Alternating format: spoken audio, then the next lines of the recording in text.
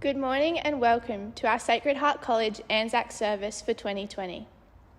We would typically commemorate this occasion with assemblies at each of our campuses, but obviously this is not possible. One thing that has unified all of us throughout this difficult time has been our Maris family spirit. Despite the impact of COVID-19, we will continue to find ways to come together as a Hearts community to acknowledge these significant events. Much of today's Anzac service will take place in our chapel. What many of you wouldn't know is that the full name of this chapel is the Sacred Heart College Memorial Chapel.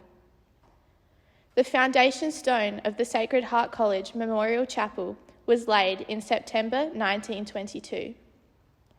This was a significant moment in the history of our college for many reasons. First and foremost, the name, the Memorial Chapel, was chosen to commemorate old scholars and all Marists who had fallen in World War I. Also significant is the fact that the Sacred Heart College Memorial Chapel was the first proper chapel in a Marist school in Australia. That is, the first standalone chapel equipped with all elements of a Catholic church. Before we begin our ceremony, I'd like to invite Brother Joe and lead us in prayer. In the name of the Father, and of the Son, and of the Holy Spirit. Amen. Jesus said, "Greater love has no one than this, to lay down one's life for one's friends. You are friends if you do what I command. I no longer call you servants, because a servant doesn't know his master's business. Instead, I have called you friend, for everything that I learned from my Father I've made known to you. This is my command: love each other as I have loved you." We acknowledge the traditional custodians of this land, the Kaurna people, and pay our respects to elders past, present and future, for they hold the memories, the traditions, the culture and the hopes of Aboriginal Australia. Our school was once beautiful natural country and home to the Kaurna people of the Adelaide region. Today we recognise their long history on this land and the care they gave to this land for thousands of years. We respect their spiritual relationship with their country. We must always remember that under these buildings, this land is, was and always will be traditional Aboriginal land. Today we also recognise the contribution of First Nations people in the defence of our nation. Aboriginal and Torres Strait Islander people have served in the Australian Defence Forces since the 1860s, serving in the Boer War and both World War I and World War II through service in Afghanistan.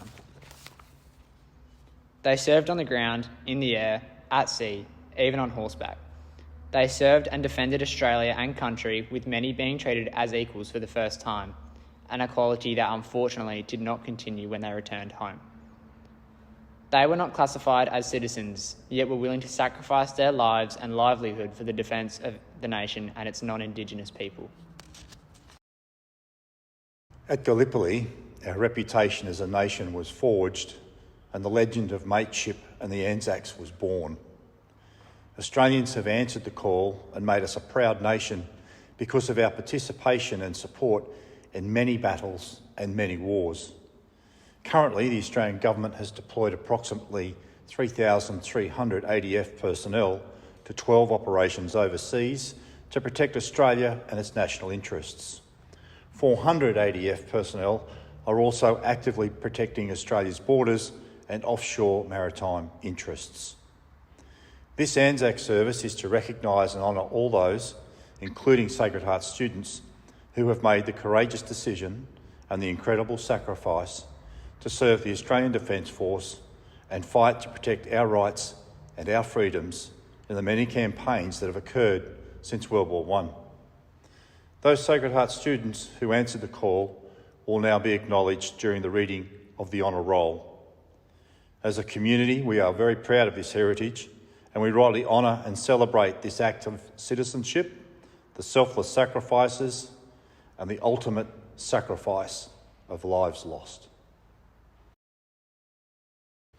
World War One, Korean War, UN duty,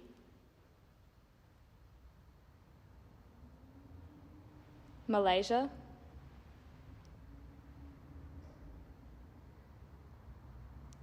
Borneo,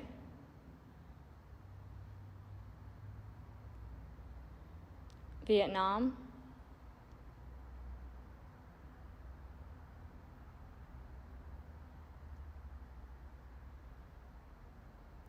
Thailand,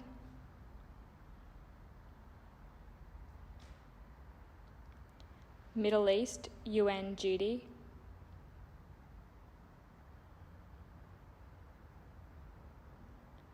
Namibia, UN duty,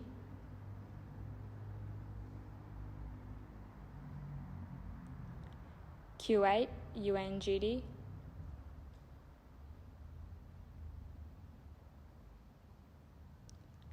Cambodia, UN duty,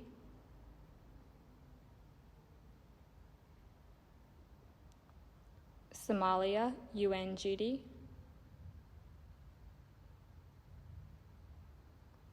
Rwanda, UN duty,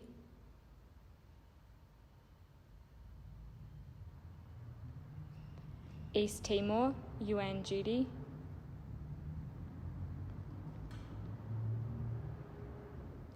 Iraq,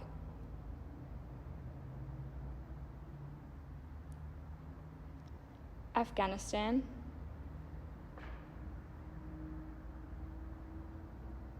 Royal Australian Navy on HMAS Vampire,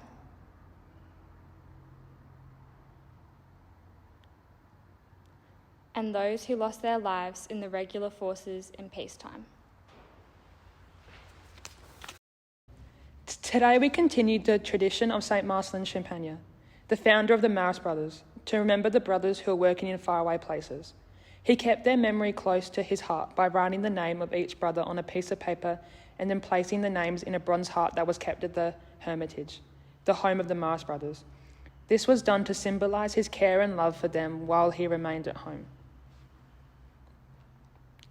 I invite Mr. Gill to place the names of all Sacred Heart Old Scholars who have made the ultimate sacrifice into the heart, symbolising their constant presence and spirit in our Marist community.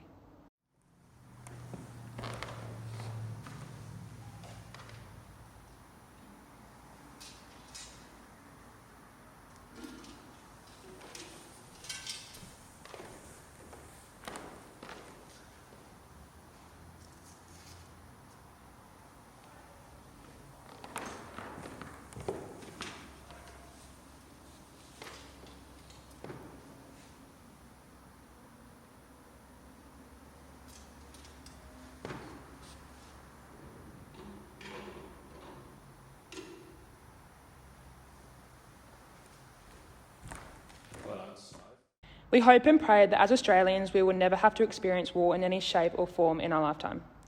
We are thankful to those who have come before us who ensured our protection, sovereignty and freedom.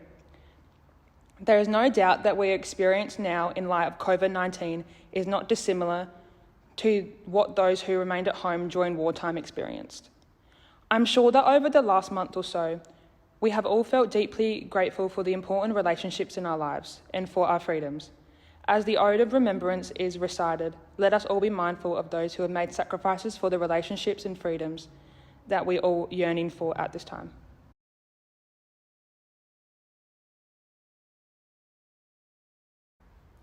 Please stand for the ode of remembrance.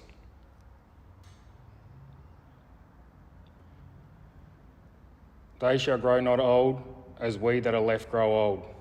Age shall not weary them, nor the years condemned.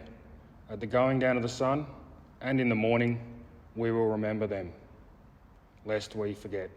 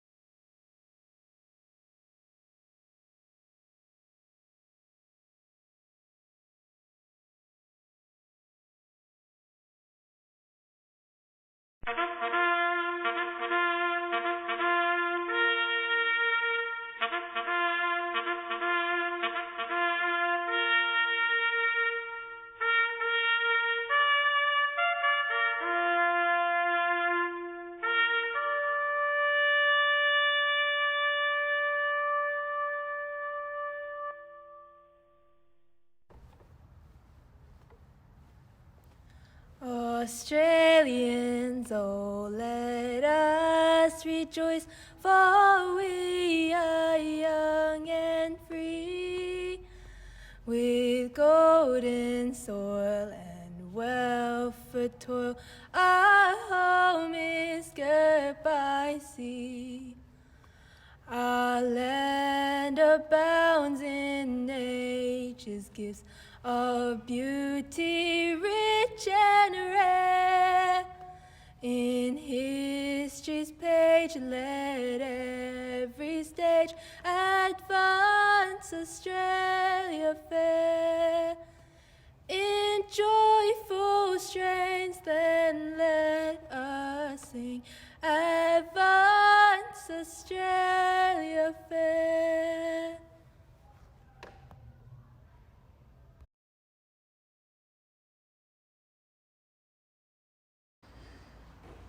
During the early days of the Second Battle of Ypres, a young Canadian artillery officer, Lieutenant Alexis Helmer, was killed. It was the 2nd of May 1915. An exploding German artillery shell had landed near him. He was in the same Canadian artillery unit as his friend, Major John McRae, who was the military doctor. John McRae was asked to conduct the burial service for his friend. It was the sight of the delicate, vibrant red poppies growing on the shattered ground that caught John McRae's attention. He noticed how the poppies had sprung up in the disturbed ground of the burial ground. Mourning the loss of his good friend, John McRae composed the most poignant poem of the First World War, In Flanders Field. In Flanders fields the poppies blow, between the crosses row on row, that mark our place, and in the sky the larks, still bravely singing, fly, scarce heard amid the guns below. We are the dead short days ago. We lived, felt dawn, saw sunset glow, loved and were loved, and now we lie in Flanders fields. Take up our quarrel with the foe. To you from failing hands we throw. The torch be yours to hold it high, if ye break faith with us who die. We shall not sleep, though poppies grow in Flanders fields. In lieu of a veteran's address, Ms. Kalabi, Operations Manager at Sacred Heart College, has created a slideshow of some of his experiences on the front line in East Timor and Afghanistan.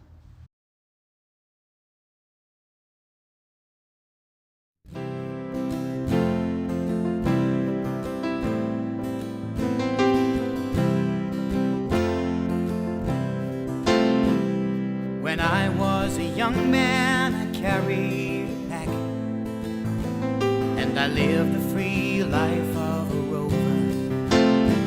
From the Murray's green banks to the dusty outback, well, I waltzed my Matilda all over. And in 1915, the country said, son, there's no time for a roving, there's work to be done. So they gave me a tin hat and they gave me a gun, and they sent me away to the war. And the band played Waltzing Matilda as the ship pulled away from the quay. And amidst all the tears, flag waving and cheers, we sailed off to Gallipoli. How well I remember that terrible day that our blood stained the sand and the water, and how in that hellhole they call Silver Bay we were butchered like lambs to the slaughter. Johnny Turk was there working, he held himself well. He rained us with bullets and showered us with shells, and in 10 minutes flat, well, it blown us to hell. Nearly blew us right back to Australia. But the band played Waltzing Matilda as we started to bury the slain. And as we buried ours, all the Turks buried theirs. Then we started all over again. And those that were left, well, we tried to survive in a mad world of death, blood and fire. And for 10 weary weeks I kept myself alive, though around me the corpses piled higher. Then a big Turkish shell knocked me ass overhead, and when I woke up in me hospital bed, saw what it had done, and I wished I was dead. I never knew there were worse things than dying. I'll go no more waltzing Matilda around the green bush far and free. To hunt the 10 pegs, a man needs both legs. No more waltzing Matilda for me. They gathered the sick, the crippled, the maimed, and they sent us back home to Australia. The armless, the legless, the blind and insane, those proud wounded heroes of silver. And when she pulled out in the circular quay, I looked at the place where my legs used to be, and I thank God that no one was waiting for me to mourn, to grieve, or to pity. And the band played Waltzing Matilda as they carried us down the gangway, and nobody cheered, they just stood there and they stared. Then they all turned their faces away. And now every April I sit on the porch and I watch the parade pass before me. I see me old comrades, how proudly they march, reviving old plans and past glories. But the old men march slowly, old bones stiff and sore. They're tired old heroes from a tired old war. And the young people ask, what are they marching for? And I ask myself the same question. But the band played Waltzing Matilda, and the old men still answer the call. And year after year, more old men disappear. Soon there'll be no one marching at all.